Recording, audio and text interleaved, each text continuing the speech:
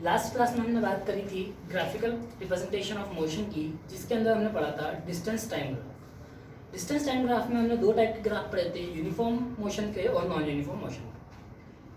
Further हमने ये भी बात करी थी कि यूनिफॉर्म मोशन और नॉन यूनिफॉर्म मोशन क्या होता है, उसको आपको एक्सप्लेन करा था, वो फिर हमने डिस्टेंस टाइम बात करी। उसमें मैंने आपको बताया था कि हमको वेलोसिटी टाइम ग्राफ की बात करनी है, तो वेलोसिटी टाइम ग्राफ जो होते हैं आपके, उसकी बात आज करेंगे।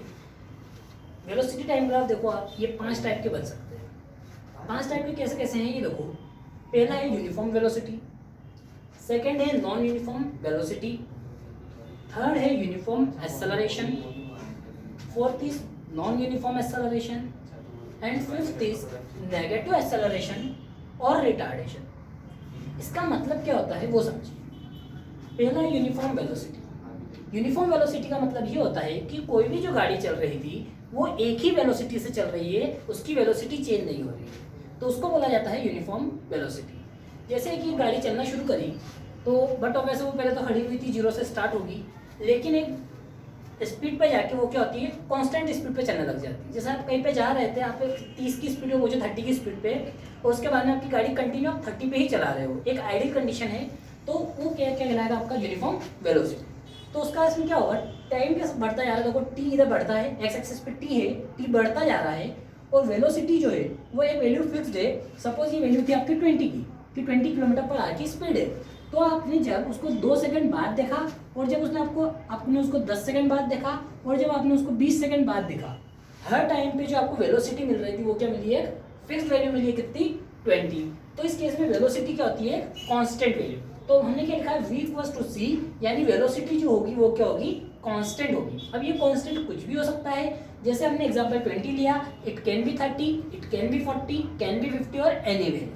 ठीक, तो ये होता है यूनिफॉर्म वेलोसिटी। नेक्स्ट ग्राफ पे आते हैं नॉन यूनिफॉर्म वेलोसिटी। समझ आ गया होगा, यूनिफॉर्म का मतलब कांस्टेंट, नॉन यूनिफॉर्म का मतलब चेंज होता होगा। तो मैंने कुछ टाइम पे देखा, 2 सेकंड पे वेलोसिटी चल रही थी 10 की, फिर मैंने कुछ सेकंड बाद देखा 5 सेकंड पे, तब भी मेरे को 10 मिली, लेकिन फिर मैंने कुछ सेकंड बाद देखा, सपोज 7 मिनट पे, 7 सेकंड पे, तो मुझे वेलोसिटी वापस 10 की मिली। लेकिन जैसे मैंने 8 सेकंड पे देखा, मुझे वेलोसिटी क्या मिली, बढ़ी हुई मिली। फिर मैंने 10 सेकंड पे देखा, फिर मुझे वेलोसिटी बढ़ी हुई मिली। फिर मेरे को हो सकता है वापस से बढ़ी हुई मिले, या फिर कुछ कांस्टेंट मिल जाए, और फिर वापस से मुझे चेंज होती हुई मिले। अब जरूरी नहीं है इसमें हमने बढ़ती हुई दिखाई है तो बढ़े, हमेशा कम भी हो सकती है। जैसे कि हम गाड़ी चला रहे थे, स्पीड ब्रेकर आया, हमने ब्रेक लगा दिया, तो जब स्पीड ब्रेकर आएगा तो आप ब्रेक लगाओगे तो स्पीड क्या होगी, कम होगी। लेकिन जब स्पीड ब्रेकर से निकलोगे तो वापस से बढ़ाओगे स्पीड, तो क्या होता है, स्पीड बढ़ती है। तो एक आइडियल कंडीशन जो होती है वो क्या होती है, नॉन यूनिफॉर्म वेलोसिटी की, कि आपकी स्पीड कभी भी बढ़ सकती है, कभी भी कम हो सकती है। नेक्स्ट है यूनिफॉर्म एक्सेलरेशन। यूनिफॉर्म एक्सेलरेशन का मतलब क्या होता है, देखो एक्सेलरेशन का फॉर्मूला पढ़ा था हमने, क्या होता है, चेंज इन वेलोसिटी, सॉरी आपको डीवी समझ में आएगा, v minus u upon delta t, की velocity final minus velocity initial upon time. Velocity कितनी चेंज हुई, उसमें कितना टाइम लगा, उसको क्या बोला जाता है, एक्सेलरेशन। तो जो यूनिफॉर्म एक्सेलरेशन का केस होता है, उसके अंदर ये जो चेंज होता है ना, मतलब आप 2 सेकंड में चेंज निकालो, 5 सेकंड में निकालो, 10 सेकंड में निकालो, ये जो चेंज आएगा ना, हमेशा कांस्टेंट वैल्यू आती है।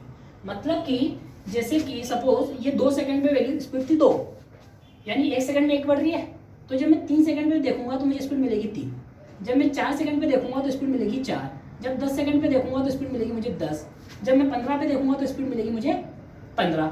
ठीक है, मतलब एक कांस्टेंट स्पीड से स्पीड क्या हो रही है, बढ़ रही है, हर सेकंड में 1-1 किलोमीटर से स्पीड बढ़ रही है। तो इस टाइप के एक्सेलरेशन को बोला जाता है यूनिफॉर्म एक्सेलरेशन। यूनिफॉर्म एक्सेलरेशन का मतलब वेलोसिटी एक कांस्टेंट रेट से बढ़ रही है। ठीक, नेक्स्ट आता है non uniform acceleration.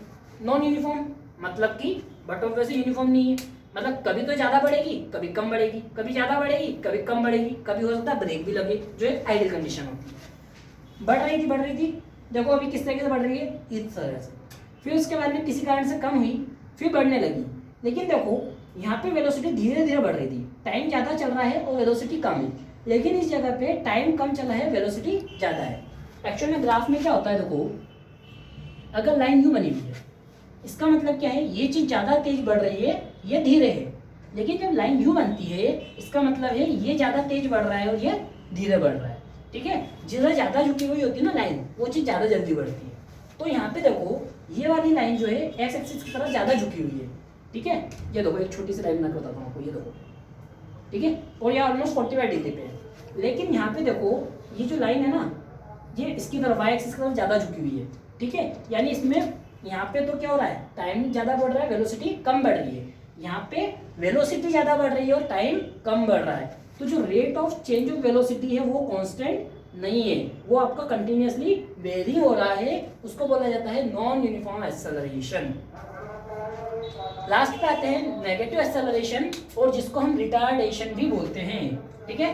Retardation, DATION। Retardation का मतलब क्या होता है कि वेलोसिटी का कम होना। तो ये जो हमने केस लिया है, ये हमने लिया है यूनिफॉर्म रिटार्डेशन का। मतलब वेलोसिटी एक कंटिन्यू स्पीड से कम होती जा रही है। जैसे कि ट्रेन पे जब ब्रेक लगता है, तो ब्रेक लगने के बाद गाड़ी पहले फुल स्पीड में होती है, फिर धीरे धीरे धीरे धीरे करके उसकी स्पीड क्या होती है, कम होती है, और एक टाइम पे जाके रुकती है। तो उसकी स्पीड एक कांस्टेंट रेट से कम हो रही है। तो ये क्या हो गया, यूनिफॉर्म रिटार्डेशन। अब अगर कभी ऐसा करेंगे, कभी ज़्यादा कम करी, फिर थोड़ी कम करी, फिर ज़्यादा कम करी, तो क्या होगा, जर्क लगेंगे, भचके आएंगे। तो जनरली जो रिटार्डेशन का केस होता है वो यूनिफॉर्म रिटार्डेशन का ही केस बनता है, नॉन यूनिफॉर्म रिटार्डेशन का केस कम बनता है, ठीक है। थैंक यू, आज के लिए इतना काफ़ी है। नेक्स्ट क्लास में इक्वेशन ऑफ मोशंस की बात करें।